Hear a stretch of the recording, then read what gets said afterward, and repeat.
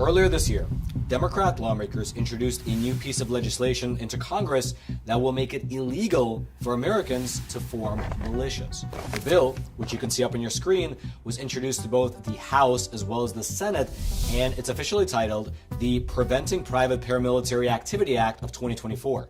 Its stated purpose would be to explicitly outlaw the formation of citizen militia groups here in America. And more specifically, according to the text of the bill itself, it will create federal criminal penalties for people who engage in certain activities, including the following: publicly patrolling, drilling, or engaging in harmful or deadly paramilitary techniques, intimidating elected officials, interfering with government proceedings, pretending to be law enforcement, and so on. Now, perhaps ironically, this bill likely had the opposite of the intended effect, at least on the public. Because I know for myself and several people who I spoke to, after hearing about this bill, our first reaction was, can we form private militias? I mean, if they're trying to outlaw the formation of militias, that must mean that it is currently legal to do it, right?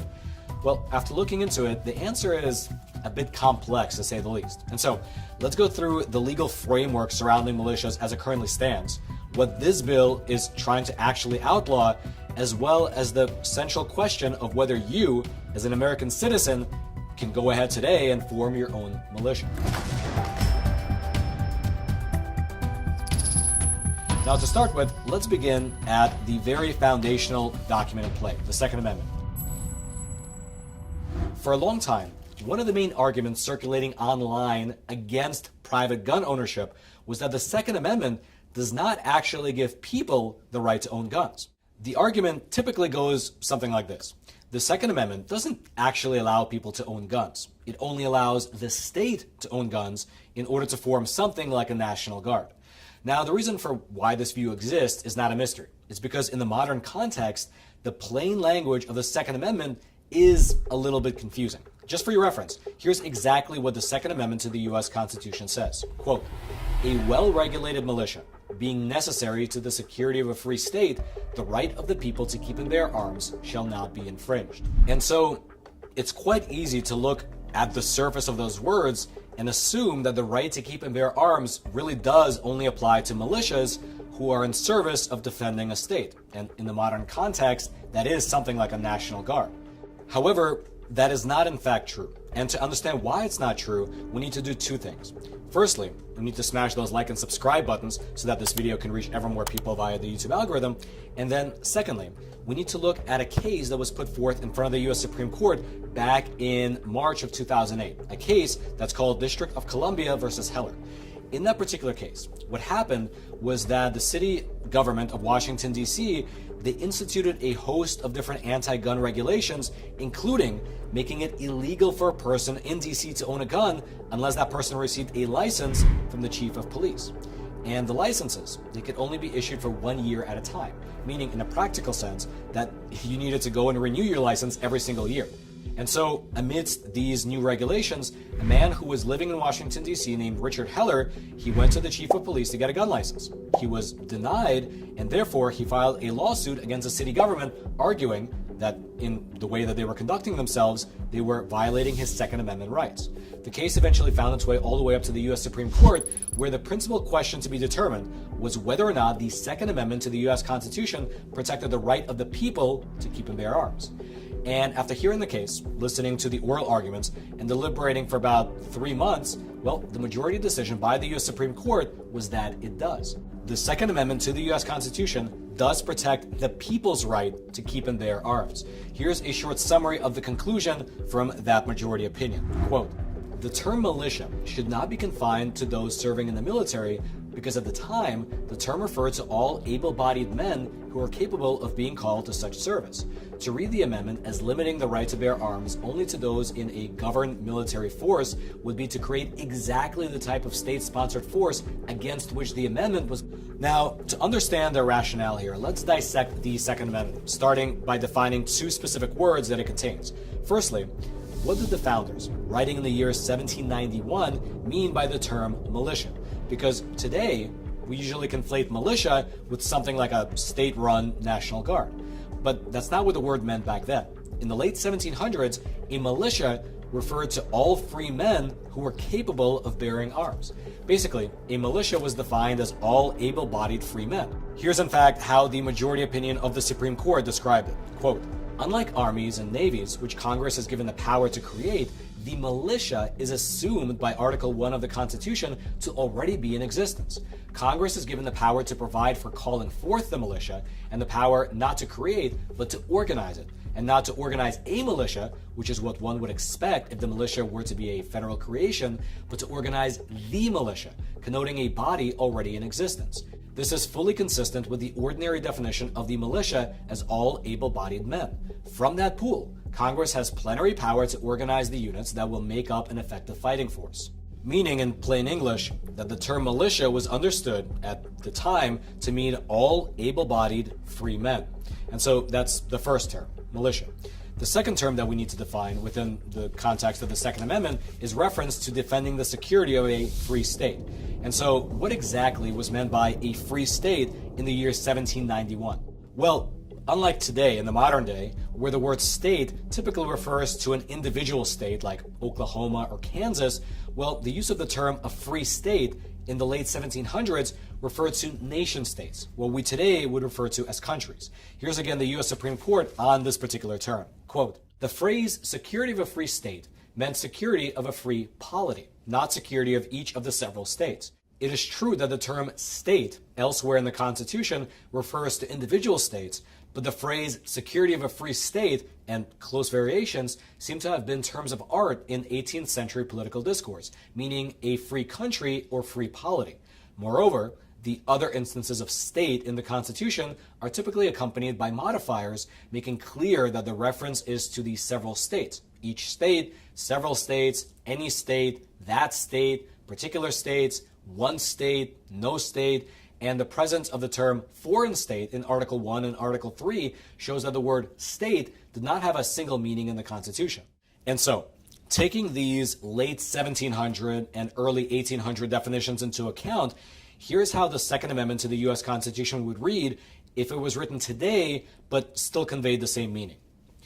A well-regulated body of free men, being necessary to the security of a free country, the right of the people to keep and bear arms shall not be infringed." Then the U.S. Supreme Court, they spent a good amount of time in this ruling going through the relationship between the prefatory clause and the operative clause of the Second Amendment. And without going into too much detail and too much legalese, what they were basically laying out is that the first part of the Second Amendment, the prefatory clause, explains the reason for why it is necessary, while the second part, known as the operative clause, explains what the right actually is. And so essentially, in order for free people to defend the free nation, the right of the people to keep and bear arms shall not be infringed. All right, just to pause here for a super quick moment, I'd like to introduce today's sponsor, which is a great company called Patriot Mobile. And they really are a phenomenal company because while it's safe to say that there is a concerted assault on America's values happening right now, companies like Patriot Mobile are bucking the trend and they're standing firm. I mean, as a company, in both their actions as well as their spending, they strongly support the First and Second Amendments. They strongly support the sanctity of life, as well as Americans' veterans and first responders. And better still, besides just having really good values, they are actually a good company. They have great phone plans. By switching to Patriot Mobile, you'll still get the same awesome nationwide coverage as the big providers, because Patriot Mobile actually operates across all three of the major networks. It's just that by switching, you'll be doing business with a company that doesn't undermine your values. Plus, they back their service with a coverage guarantee. 100% of their customer service is based right here in the US, meaning they're keeping the jobs here. You can keep your existing phone number, and you can either keep your existing phone, or if you'd like, you can upgrade. And so just head on over to patriotmobile.com/Roman, or just call 972-PATRIOT. Right now, they're having a special promotion where you can get a free month when you use offer code ROMAN. That's ROMAN. And so consider making the switch to America's only Christian conservative wireless provider. Either call the number, or you can just click on the link right below this video. And furthermore, when you look at it through a historical lens and bear in mind the historical context, well, the true intention of the Second Amendment becomes rather clear, because the founding fathers of this nation, they did not write the Second Amendment in order to go hunting, like people nowadays imply. They had just finished fighting a bloody war against their own monarch because that monarch had become tyrannical towards them. And after that war concluded, they codified the Second Amendment to the U.S. Constitution, not so that Americans can go hunting, not even so much that we can protect ourselves from petty criminals, but rather the Second Amendment in the Bill of Rights was put there to protect the citizens of the Republic from their own government if and when that government becomes tyrannical. It was written to give the people of the states the ability to protect themselves, their families, and their communities from a government that might, at some point in time, become a terror to its own people. Now, with that as the actual general backdrop, the next logical question becomes, how do people execute this responsibility? Because if you own a gun, and I own a gun, and Dave owns a gun, and Mike owns a gun, well, that's great, we're all armed, but we are not well regulated. Well, here's where things get a bit, you can say, messy. Back during the time of the founding of this nation, well, there were many militias. In fact, Alexander Hamilton, while he was a student over at Columbia University, he would quite literally spend his mornings drilling with a volunteer student militia before then going off to class. However, after the founding of the country, laws were enacted one after the other which limited paramilitary activity to be only allowed if the group conducting that activity is subject to the state. For instance, in the late 1800s, there was a law passed over in Illinois which forbade, quote, bodies of men to associate together as military organizations or to drill or parade with arms in cities and towns unless authorized by law. That particular Illinois statute wound up getting challenged. The challenge wound up making all the way up to the U.S. Supreme Court, and in 1886, the U.S. Supreme Court ruled that these types of laws, which make citizen military organizations illegal, do not violate the Second Amendment. Then, about 20 years afterwards, something known as the Militia Act of 1903 was passed into law. This piece of legislation, it created the modern framework for the National Guard, which sits now underneath the U.S. Army and then later also underneath the U.S. Air Force, and it also codified a new definition of militia into the U.S. Code, creating two distinct subclasses. According to Title 10 of the U.S. Code, Chapter 12, subsection 246, the organized militia includes the National Guard and the Naval Militia, while the unorganized militia includes all able-bodied men between the ages of 17 and 45 who are either American citizens or have declared an intention to become an American citizen. And so here's exactly where we get to the heart of the matter. The organized militia is the National Guard, while the unorganized militia consists of all able-bodied young men. However, those able-bodied young men are not allowed to do their own thing. That's because at the state level, right now, all 50 states have some form of restrictions, either in their state constitutions or as just statutes on the books, that limit private paramilitary activity. Up on your screen right now is a report that came out of Georgetown University titled Prohibiting Private Armies at Public Rallies. And this report, it identifies 4 different types of anti-militia laws that exist throughout the U.S., as well as which particular states have those laws enacted. The first type is a constitutional provision that requires military activity to be governed by civil authorities. 48 states have that provision written into their state constitution. The second is a statute that prohibits private militia activity without the authorization of a state government, which 29 states have on the books. The third is a type of statute that's on the books in 25 states, which criminalizes certain paramilitary activity, such as conducting public drills, as well as demonstrating the use of either firearms or techniques that are capable of causing death. And the fourth type of law is a prohibition on falsely assuming the uniforms or functions of law enforcement. 17 different states have these false assumption statutes on the books. And so, as you can see, all 50 states have at least 2 of these prohibitions. Some states have all 4. And these different laws have the combined effect of making it pretty much illegal for paramilitary groups to do almost anything in public. Although, this is exactly where you begin to brush up against the First Amendment. Because if you think about it, if I'm allowed to own a gun, and my friend Dave is also allowed to own a gun, and Mike is also allowed to own a gun, and we're all allowed to train with our respective firearms, and then, as per the First Amendment, we're all allowed to associate with each other freely, at what exact point does our association and exercise of our rights cross the line into illegal paramilitary activity? For instance, what if we go into the woods to practice shooting? Or what if we form something like a volunteer search and rescue group and we all carry guns for defense against bears and coyotes? Or perhaps even more pertinent, what if me and my buddies all happen to live in an open carry state and we all want to go to a protest and we all happen to bring our rifles? Does all that fall under the purview of these laws? Because each one of those things is a legal activity. At what specific point does it cross the line and become illegal paramilitary activity? Well, to answer some of those questions, Congress recently held a meeting. Specifically, after several events, after the alleged kidnapping plot against Governor Gretchen Whitmer, after the shooting deaths over in Kenosha, Wisconsin with Kyle Rittenhouse, as well as after what took place on January 6th, all these events, you can say, reignited the efforts of those on the political left to crack down on militia groups that they claim are instigating violence and suppressing people's rights. And along that line, the House Subcommittee on Civil Rights and Civil Liberties, they held a meeting to, quote, examine the role of militia groups in the current rise of right-wing extremism.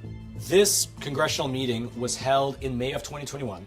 It was led by Democratic Congressman Jamie Raskin, and it was conducted under the banner of several different meetings that are confronting violent white supremacy, something that the DHS claims is the biggest domestic threat currently facing U.S. security. And during this meeting, you had Miss Mary McCord, who is both a former federal prosecutor as well as the woman who was behind this report right here, which detailed the anti-militia laws throughout the U.S. And here's what she said regarding the legal framework that's currently in place in the U.S. in respect to militias. And for your reference, I'm going to speed up the clip just a little bit so that we can get through it faster. Unfortunately, there is a widespread misunderstanding that private militias are constitutionally protected. But private militias are not authorized by federal or state law, they are not protected by the Second Amendment, and they are unlawful in all 50 states. First, since before the founding, well-regulated has always meant regulated by the government. Historically, the militia consisted of all able-bodied men who could be called forth by the governor when needed and were answerable to the governor. The well-regulation of the militia was baked into the U.S. Constitution, which gives Congress the power to organize, arm, and discipline the militia, a power it exercised by authorizing the state militias answerable to state governments. And it was baked into the constitutions of nearly every state, which required that the military always be strictly subordinate to and governed by the civil authority. Second, the Supreme Court has been clear since 1886 that the Second Amendment does not protect private militias and that states must be able to ban them as necessary to the public peace, safety, and good order. The Supreme Court reiterated this in 2008 in District of Columbia versus Heller, which held for the first time that the Second Amendment protects an individual right to bear arms for self-defense. Justice Antonin Scalia, writing for the majority, pointedly contrasted that individual right with paramilitary activity, restating that the Second Amendment does not prevent the prohibition of private paramilitary organizations. And third, all 50 states prohibit private militias, whether through their state constitutions or other state laws. However, despite that fact, there are well over 100 militia groups currently active throughout the U.S. doing everything from patrolling the streets during protests, to marching in the streets themselves, to trying to keep businesses safe during riots, to even going down to the U.S. southern border and helping Border Patrol to stop illegal migrants from being able to pass through. There's even a large all-black militia group currently active that has a stated purpose of creating their own state within a state. Appearing by the hundreds at protests from Stone Mountain, Georgia to Louisville, Kentucky, demanding justice for police killings and countering what they believe is the threat of right-wing militias. It's a movement started in 2017 by this man, former musician and Army veteran John Grandmaster J. Johnson. What makes us so different is that our goal is our own government, our own country, a place where we can determine our own future. Is violence an option to reach your goals? The United States was built on violence being an option. Violence should be the last option. And notice something. These militias are operating out in the open. They are giving interviews to the media, and very often at events, they are marching right alongside the police.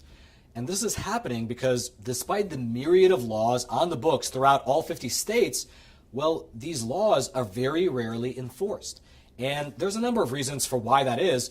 And here's, again, Miss Mary McCord speaking to Congress, describing some of them. These state laws are rarely enforced. They're not well known to local law enforcement. Some local officials lack access to information to build cases or mistakenly believe that private militia activity is constitutionally protected. And some local officials lack the political will to enforce anti-militia laws, especially in areas with a high number of pro-militia voters. Congress should consider a federal anti-militia law. A federal law prohibiting private militia activity in public while armed could provide a civil enforcement mechanism in addition to criminal penalties, allowing the U.S. Department of Justice to seek injunctive relief and civil forfeiture against armed paramilitary actors and their organizations. And that's exactly what happened. Shortly after that congressional meeting, the Preventing Private Paramilitary Activity Act of 2024 was introduced to both the House as well as the Senate. It now has 10 co-sponsors, all Democrats, and if passed, it would empower the federal government to prosecute those people who are engaged in militia activities. Because right now, the federal government cannot do it. It is a state issue. But with this law, if it were to pass, the DOJ can step in and prosecute the people who either start or join militia groups.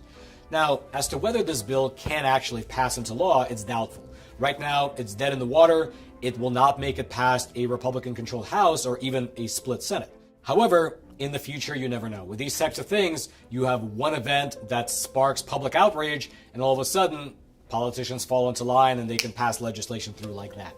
Regardless, though, that is where we currently stand.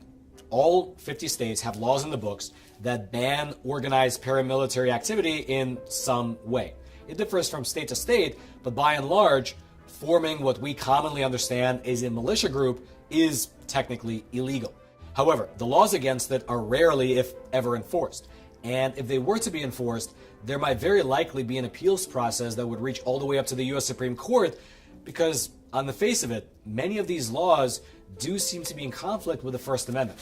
Now, looking through the reams of legal case files, the most recent case that's even remotely relevant to our discussion was from 2017, where Miss Mary McCord, the woman who was in that video speaking to Congress, she sued several of the militia groups that showed up in Charlottesville.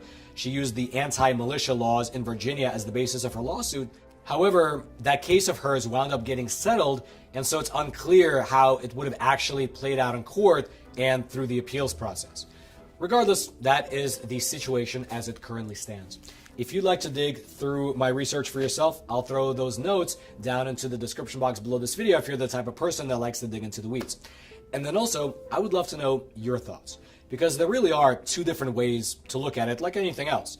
On the one hand, it appears that if you go by the intention of the founding fathers, well, I don't know if you can say that their intention would have been to empower state governments solely to form militias, because it would seem that there's no reason to assume that the federal government and your local state government could both turn tyrannical. And then what, you don't have a militia to defend yourself? So it doesn't seem plausible that they only meant that the state government would have a monopoly on militias. However, on the flip side, it would be hard to have a normally functioning society if anybody who wishes to at any given time can form their own roaming militia and patrol the streets with open carry guns if they so wish. So I guess there would be a balancing act. And as of right now, and for the last 250 years, the courts have interpreted it to mean that militia power should belong to the states. But I'd love to know your thoughts. Do you think that's correct?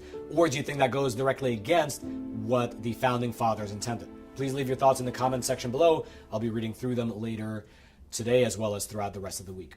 And then until next time, I'm your host, Roman from the Epoch Times. Stay informed, and most importantly, stay free.